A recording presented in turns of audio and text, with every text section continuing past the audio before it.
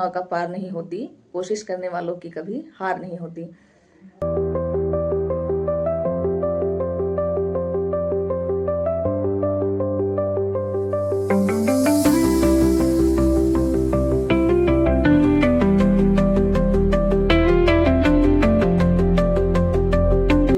जो मैंने देखा है लगभग 40 मिनट 19:33 हो रहे हैं और अभी तक मेरी 6.5 घंटे की पढ़ाई हुई है, जिसमें पूछा जा सकता है। और आप जो साड़ी पहन के जा रहे हैं उसके बारे में भी पूछा जा सकता है कि यूज करें, एनसीईआरटी की किताबें यूज करें, पर्यायवाची के लिए विलोम शब्द के टॉपिक ना उठाएं। बस यही था। और अगर जब आप पढ़ाने जा रहे हैं तो बच्चे के पूर्व ज्ञान से रिलेट करके पढ़ाएं। गुड मॉर्निंग दोस्तों, स्वागत है आपका जीआईसी प्रिपरेशन डे 14 के 7 आवर स्टडी ब्लॉग में। सबसे पहले आज अंबेडकर जयंती है, तो अंबेडकर जयंती की हार्दिक शुभकामनाएं। महान शख्सियत है, मैं इनके बारे में क्या ही बोलूं। मैंने शॉर्ट्स पे पोस्ट किए हैं इनके कोट्स के। एंड देन मेरी शुरुआत सुबह के बेड बनाने से होती है। एंड देन मैं ब्रश करने चले जाती हूँ। ब्रश करके आके गर्म पानी पीती हूँ। एंड देन मैं अपने टाइमर सेट करती हूँ कि मतलब वही 8 आवर का टाइमर सेट करती हूँ। एंड देन मैं अपने टारगेट देखती हूँ। एंड देन मैं चली जाती हूँ छत पे। छत पे जाने के बाद सबसे पहले मैं योगा करती हूँ, जो मैं डेली कर रही हूँ। योगा क्या, मेडिटेशन करती हूँ, सॉरी। अभी थोड़ा सा मैं सीख रही हूँ चीजें, तो मुझे थोड़ा टाइम लग रहा है। एंड बहुत चीजें बार बार करने के बावजूद भी मैं सही नहीं कर पा रही हूँ, तो थोड़ा वक्त लग रहा है, लेकिन चीजें ठीक हो जाएंगी मुझे लग रहा है। एंड देन मैं रिवीजन करती हूँ वॉक करते करते। वो देख रहे हो, वो जो कोने में है वही पाने की चाह में मैं हूँ। अब मैं देखती हूँ कि मिलता है कि नहीं। एंड देन मैं 40 मिनट पढ़ के मैं ये तोड़ने की कोशिश करती रहती हूँ, लेकिन मेरे से तोड़ा नहीं जा रहा होता है। तो फिर मैं चली आती हूँ नीचे, 2 तोड़ती हूँ। एंड फिर उसके बाद मैं ड्राई फ्रूट्स खाती हूँ थोड़े से, फिर चाय बनाती हूँ और चाय लेके आती हूँ, चाय पी के। एंड देन मैं फिर गद्दी विधा लेके बैठती हूँ पढ़ने के लिए। और एंड मुझे आपको एक चीज बतानी थी कि जो आप जो चीजें डेली करते हो ना, वो आपकी आदत बन जाती है। फिर जब कभी आप वो नहीं करते हो तो आपको अधूरा अधूरा सा लगता है। जैसे हम कभी कभी किसी वजह से पढ़ नहीं पाते हैं तो दिन अधूरा अधूरा सा लगता है ना, जैसे हमने कुछ किया ही नहीं है, तो ऐसा लगता है। तो इसीलिए चीजें डेली करनी चाहिए। एंड उसके बाद मुझे भूख लग जाती है, तो मैं थोड़ी देर पढ़ के इसको बंद कर देती हूँ। एंड यहाँ तक मेरी 1 घंटे 15 मिनट की ही पढ़ाई हुई रहती है। और मैं अपने भाई को बोलती हूँ भेल बनाने के लिए, तो वो भेल बना के मुझे देता है। एंड देन मैं उसको खा पी के फिर से मैं पढ़ने बैठती हूँ। एंड मैं भक्ति काल लेके बैठती हूँ। भक्ति काल मैं कर रही हूँ, और आज मैं संत काव्य खत्म कर लेती हूँ। एंड सूफी काव्य भी लगभग 1 पेज बचा है। मुझे बहुत खुशी होती है। एंड उसके बाद मैं नहाने चली जाती हूँ। नहा के आके थोड़ी सी पूजा करती हूँ, जो मैं डेली करती हूँ। और क्या, फिर उसके बाद मैं फिर से पढ़ने बैठती हूँ, क्योंकि मुझे भूख नहीं लगी है। मैंने लाइक खा रखा है, तो फिर मैं फिर से पढ़ने बैठती हूँ। और लाइब्रेरी जाने में अभी टाइम है, और आज मैं घर पे सिर्फ 2 घंटे 10-20 मिनट ही पढ़ पाती हूँ। एंड देन मैं खाना खाती हूँ, फिर मैं चली जाती हूँ लाइब्रेरी। लाइब्रेरी जाने के बाद मैं सबसे पहले संस्कृत साहित्य लेके बैठती हूँ, जिसमें आज मैंने माँ कवि को किया है। आपको एक बात और बताना चाह रही थी कि जब आपका मन करे ना, तब आप सब्जेक्ट चेंज कर सकते हैं। जैसे जब आपका मन ना करे पढ़ने का, तो आप सब्जेक्ट चेंज कर दें। आप उसको चेंज कर देंगे नहीं, ये नहीं कि मुझे ये सब्जेक्ट 1 घंटे पढ़ना है तो मैं उस चीज को लेकर बैठा हूँ जब तक मेरा 1 घंटे पूरा ना हो। मैं ऐसा बिल्कुल भी नहीं करती हूँ, ना मैं ऐसा सजेस्ट करूंगी किसी को कि आप उस सब्जेक्ट में ध्यान नहीं लग पा रहा तो आप सब्जेक्ट चेंज कर दें। 10 मिनट का या 5 मिनट का ब्रेक लें, और फिर से बैठें। और अगर आप बिगनर हैं पढ़ाई में, तो पढ़ाई के लिए छोटे छोटे स्लॉट्स ही रखें। ऐसा नहीं कि बहुत ज्यादा बड़ा स्लॉट रखे हैं, 2 घंटे पढ़ लूंगा, 4 घंटे पढ़ लूंगा तभी उठूंगा, ऐसा नहीं करें। 25 से 30 मिनट का हमारा अटेंशन स्पैम होता है, तो इसीलिए आप शुरुआत 25 से 30 मिनट का ही करें। बाकी मैं तो 40 मिनट भी बैठ लेती हूँ।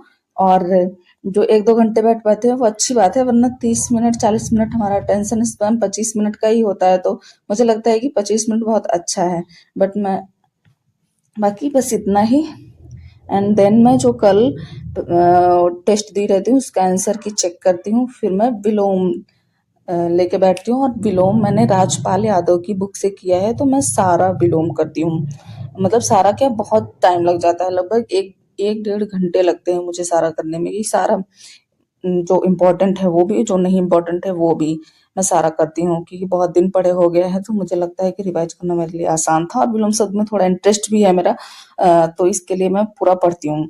एंड देन मुझे थोड़ी सी भूख लग जाती है, तो मैं जाती हूँ, ये खाती हूँ। एंड देन फिर से आती हूँ, मैं बैठती हूँ मौलिक अधिकार लेके, और मौलिक अधिकार करने के बाद मैं लाइब्रेरी से चली आती हूँ घर। इसी बीच मैंने वीडियो भी अपलोड पे लगाई थी, लॉन्ग वीडियो भी अपलोड पे लगाई थी, जो कल मैंने रात को एडिट की थी।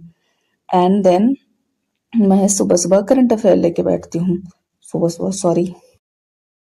एंड देन मैं केवीएस का इंटरव्यू लेके बैठती हूँ, और मैं साथ साथ लिखते चलती हूँ।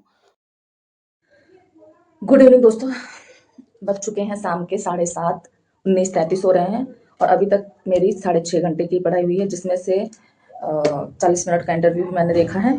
तो उसके आंसर प्रिपेयर करने में मुझे थोड़े टाइम लग गए हैं, क्योंकि मुझे आप सबको बताना रहता है, तो प्रिपेयर पूरा सारे सारे क्वेश्चन के आंसर प्रिपेयर नहीं किए हैं, क्योंकि मैं हिंदी सब्जेक्ट की टीचर हूँ और मैंने ईवीएस का इंटरव्यू देखा है। तो मैं कुछ क्वेश्चंस के आंसर प्रिपेयर नहीं किए, मुझे लगता है मेरे से नहीं पूछा जाएगा। अगर करंट में चीजें रहेंगी, जो जो चीजें करंट में रहेंगी वो चीजें मैं पढ़ के जाऊंगी। जैसे लैटिट्यूड एंड, अगर आप ईवीएस के स्टूडेंट है तो लैटिट्यूड और लॉन्गिट्यूड का यूज हम किस लिए करते हैं, अब हिलियन क्या है, माइग्रेशन चैलेंजेस, अगर आप मतलब अगर आप रिज्यूम में डाल रहे हैं, माइग्रेशन चैलेंजेस का पूछा जा सकता है। और आप जो साड़ी पहन के जा रहे हैं उसके बारे में भी पूछा जा सकता है कि उसमें कौन कौन सी चीजें हैं, वो कहाँ से रिलेटेड है, कॉटन कहाँ होता है, कॉटन मिल्स कहाँ है, मतलब जैसे पश्चिम बंगाल में है, तो ये चीजें क्वेश्चन पुट अप हो सकता है कि जो आप साड़ी पहन के जा रहे हो उस पर जो चित्रकारी हुई है वो किस चीज का है। तो और खादी टेक्सटाइल स्कीम के बारे में भी पूछा गया था, और फोक एंड कल्चर के बारे में पूछा गया था, फूड हैबिट्स के बारे में पूछा गया था। मोस्टली इसके आंसर्स ये हो सकते हैं, आप इसको प्रमोट ही करेंगे, डिमोटिवेट करने की चीजें नहीं करेंगे ऑफ कोर्स। तो इन सब का कि प्रमोट ही करना है। एंड देन फूड हैबिट्स वहाँ का अलग अलग है, तो जियोग्राफिकल इन्वायरमेंट के चेंज होने की वजह से ये चीज हो सकती है, तो ये आंसर आप प्रिपेयर कर सकते हैं। राजस्थान में डेजर्ट है और कपड़े कलरफुल, मतलब जैसे और जगह डेजर्ट है तो वहाँ के लोगों के कपड़े पहनने का तरीका अलग होता है, लेकिन राजस्थान के लोगों के जो कपड़े होते हैं वो इतने कलरफुल होते हैं, इतनी गर्मी होने के बावजूद। तो इस बेस पे क्वेश्चन पूछा गया था, तो उस पे आंसर ये था कि लाइफ कलरफुल बनाने के लिए मुझे थोड़ा सा सेटिस्फेक्शन कम लगा है, मतलब इसका आंसर मुझे थोड़ा कम ठीक लग रहा है, इसको मैं अच्छे से प्रिपेयर करूंगी। जैसे आपकी शादी हो गई है, आपके हस्बैंड कहीं और रहते हैं, ये क्वेश्चन बहुत बार होता है, मेरी तो शादी हुई नहीं है तो मैं इस पे आंसर क्या ही प्रिपेयर करूंगी। जब आपकी शादी हो गई, आपके हस्बैंड कहीं और रहते हैं और आप कहीं और रहती हैं, और अगर आपको अलग अलग रहना पड़े तो आप क्या करेंगे। इसका सबसे बेस्ट आंसर यही है कि मैं मेंटली प्रिपेयर हूँ, अगर अलग हो रहा है तो मतलब अलग अलग अलग जगह है हमारा, तो हम इतने मेंटली प्रिपेयर हैं कि हम चीजें मैं कैपेबल हूँ, मैं कर लूंगी, और मैं अपने हस्बैंड को भी मना लूंगी, हस्बैंड मेरे सपोर्टिव है, ऐसा बोलना है, ठीक हो या ना हो ये बोलना है। एनसीईआरटी चैप्टर, दस क्वेश्चन कहता है एनसीईआरटी से चैप्टर हटाए गए हैं, कौन कौन से एनसीईआरटी से अभी चैप्टर हटाए गए हैं, बहुत ज्यादा दिन नहीं हुआ है, तो इससे क्वेश्चन पुटअप हो सकते हैं। वो 1-2 साल पहले, लगभग 1 साल कि 2 साल पहले का इंटरव्यू है, मैंने ध्यान नहीं दिया, तो उस बेस पे वो करंट में क्वेश्चन था, तो वो चीज पूछा गया है। मतलब मुझे लग रहा है कि करंट बहुत ज्यादा इंपॉर्टेंट है, कि करंट से मैं अगर हिंदी की टीचर हूँ या कोई भी टीचर है तो उसे करंट जरूर पढ़ के जाना चाहिए। आपका पॉइंट ऑफ व्यू क्या है उस पर, मतलब पूछा जाएगा कि एनसीईआरटी से चैप्टर जो हटाया गया है, कौन कौन से चैप्टर हटाए गए, फिर आपने बताया कि हाँ ये कुछ कुछ चैप्टर है, या आपको नहीं आ रहा है तो आप बोल सकते हैं कि नहीं मुझे नहीं आ रहा, मुझे नहीं पता है एग्जैक्ट, बट हाँ हटाए गए हैं, ये न्यूज मैंने सुना था, तो उसमें आपका पॉइंट ऑफ व्यू पूछा जाएगा कि आपका पॉइंट ऑफ व्यू क्या है। हिस्ट्री हटाया जाए, जैसे हिस्ट्री के कुछ चैप्टर हटाया जाए, या पूरा ही हटा दिया गया मॉडर्न हिस्ट्री, तो आपका पॉइंट ऑफ व्यू इसमें क्या रहेगा। उसमें लड़की आंसर क्या देती है, लड़की आंसर देती है कि मैं इस चीज को प्रमोट नहीं करूंगी कि पूरा ही हटाया जाए, क्योंकि हिस्ट्री से हम चीजें सीखते हैं, पहले क्या हुई थी और अब क्या हो रही है, तो उस चीज को हम एकदम से ही हटा देना मतलब सही नहीं हो। 12वां क्वेश्चन क्या था कि 3 TLM क्लास में यूज करने वाले, जो आप क्लास में यूज करके पढ़ाएंगे, हिंदी में क्या क्या यूज करके पढ़ाया जा सकता है। जैसे फ्लैश कार्ड, वेशभूषा, चित्र चार्ट, ऑडियो वीडियो क्लिप्स, ये मैंने देखे हैं यूट्यूब से, सॉरी यूट्यूब से नहीं देखे, मैंने देखा है एआई से। अभिनय अभिनय करवा सकते हैं, पोस्टर, वर्णमाला, चार्ट बना सकते हैं, पत्रिकाएं लेके जा सकते हैं, कार्य पुस्तिकाएं, एनसीईआरटीज लेके जा सकते हैं। ये फ्लैश कार्ड वगैरह, ऑडियो वीडियो क्लिप्स मुझे लग रहा है कि 6 क्लास के बच्चों तक को या प्राइमरी के बच्चों को कराया जा सकता है। अगर हमें बड़े क्लास में बच्चों के लिए पत्रिकाएं यूज करेंगे, हम मोस्टली पत्रिकाएं यूज करें, कार्य पुस्तिकाएं यूज करें, एनसीईआरटी की किताबें यूज करें। पर्यायवाची के लिए, विलोम शब्द के लिए फ्लैश कार्ड यूज कर सकते हैं। फ्लैश कार्ड क्या होता है? फ्लैश कार्ड ऐसे मतलब कोई फूल का चित्र बना हो, उसमें पर्यायवाची लिखा हो, ऐसे ऐसे फ्लैश कार्ड्स बनते हैं ना, तो सर्च करके देख सकते हैं आप। मेरा तो काम सिर्फ क्वेश्चन बताना है, आंसर आप खुद प्रिपेयर करें। आप केरल में पोस्टेड हैं, जम्मू कश्मीर घूमने गए हैं, वहाँ के क्लाइमेट के बारे में कैसे बताएंगे, वहाँ का रहन सहन कैसे बताएंगे। तो इसमें वीडियो ऑडियो क्लिप के माध्यम से आप बता सकते हैं वहाँ के इन्वायरमेंट में जो आपने अनुभव किया है उसके बारे में उसके अनुभव के आधार पर आप चीजें बता सकते हैं। एंड देन और क्वेश्चंस थे आज काफी। नेक्स्ट क्वेश्चन था कि आप स्कूल जा रही हैं और रास्ते में एक्सीडेंट की वजह से लेट हो गई। स्कूल आप लेट पहुंचती हैं, क्लासरूम में आपका क्या व्यवहार रहेगा या कैसा व्यवहार रहेगा। तो इस पे आंसर आप दे सकते हैं कि प्रिंसिपल और मेरे बीच इतनी कोऑर्डिनेटिंग रहेगी कि ये बात मेरे और प्रिंसिपल के रूम तक ही ठीक, मतलब ऑफिस तक ही ठीक रहेगा और वहां तक बात खत्म हो जाएगी। देन मैं मेंटली प्रिपेयर हो जाऊंगी, इतना मैं खुद को रिलैक्स कर लूंगी कि मैं आगे जाके क्लास पे इसका कोई इफेक्ट ना पड़े, मैं क्लास पे चले जाऊँ, मतलब क्लास में चले जाऊँ। ठीक। हाँ, ये है कि डिसिप्लिन मेंटेन नहीं होगा, तो डिसिप्लिन मेंटेनेंस पे आप अगर बच्चे लेट आते हैं तो वो मैम लेट आती हैं, तो अगर आप लेट आ रहे हैं तो इतना कोऑर्डिनेशन रहे कि आपकी क्लास, अगर पहली क्लास कोई है तो उस जगह पे कोई और अगर टीचर अवेलेबल है तो आप जा सके, ये चीज प्रिफेयर कर सकते हैं। मतलब मुझे लगता है कि इसमें सिर्फ आप ये आंसर देखें कि मेरा कोऑर्डिनेट रहेगा, मैं मेंटली प्रिपेयर रहूंगी क्लासरूम के लिए, बस इतना ही आंसर दे ले तो बहुत है। बहुत ज्यादा बात घुमाए ना कि आंसर है और उसको लेंदी किए जा रहे हैं कि खुद बहुत ज्यादा एक्सप्लेन कर रहे हैं, तो ये गलती ना करें।